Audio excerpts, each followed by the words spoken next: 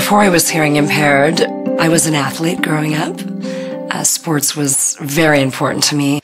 I was hosting a fitness show on ESPN for almost 5 years and went on to enter the pageant, Miss USA, won that, and went on to place top 5 at Miss Universe for our country out of 89 countries. So I was very proud.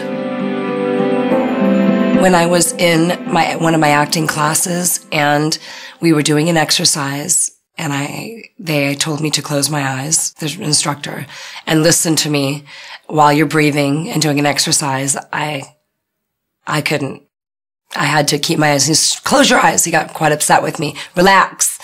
And I went, I can't close my eyes. I have to see your mouth. And I had realized then how much I was relying on seeing people's mouths to get by. It was really difficult because, first of all, when I look back on it now, I was in complete denial. You know, I had just finished a year of charity work with, you know, Special Olympics and kids dying of cancer. And who am I to complain that I'm having a little trouble? Say it again, you know. So I just put it under the back burner, like it's fine, it's fine. And that's probably what started to hurt the most was first my work, because I worked so hard to get to where I was for 15 years, 10 years.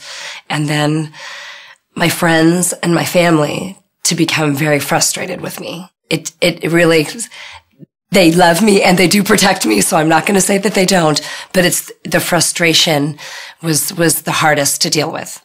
Well, I had to figure out what the heck I was going to do with my life once I lost my hearing because working in television wasn't working for me anymore. That's why I was in desperate need of a good instrument, a quality instrument. It was challenging, very challenging, but then it's the oddest thing because it's like this light bulb goes off and your brain starts to just adjust. I had to tell everyone what my needs were and finally be okay with that. And that I think was the toughest part of being confident. I had to just say, please, everyone, you have to bear with me.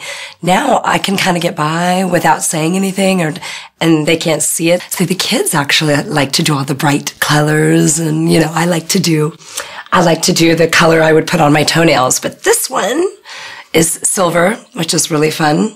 It can be really discreet, but it can also be a fashion accessory and you can paint your toes to match it. So when I get up in the morning, I go over to my little dehumidifier, open it up, stick them in, and that's where they go as soon as I go to bed. That's it. First thing in the morning, last thing at night. So that's what's fun about it is I have my tech around my neck. I call myself a latchkey kid because I never leave home without it. It's my home. You know, just different programs for different intimate environments. I can turn on and focus on you. I can turn off the back directional microphones when we're in a studio. So there's just many different programs to play with.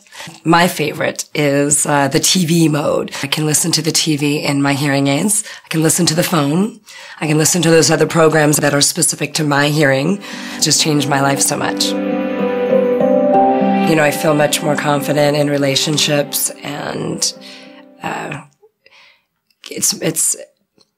I never had a problem showing that I was hearing impaired because I got to the point of being so desperate that I just wanted to hear, you know, when I wasn't able to educate myself in a proper way. So I went from that sort of feeling to now knowing that I can have more of an intimate feeling and be closer and it's not an issue. I can have whispers in my ear from a child. I can hear my dog groan when I scratch him. Even today, I am so excited that I'm with the company and I'm walking away and they'll say my name and I can turn and go, yes! You know, that to me is still so cool because I wasn't able to do that for years. So it's amazing to feel that joy of sound again in many different ways, and then to know that the people around me feel that joy and they feel joy with me. I have the best of both worlds with Pure because it gives me everything. So many different things that I want to let people know. It's worth it. You just have to be patient and give it a shot and stick with it, be determined. And there are people there that will help you, assist you, and make this whole journey a positive thing for you. You'd be surprised what you'll hear.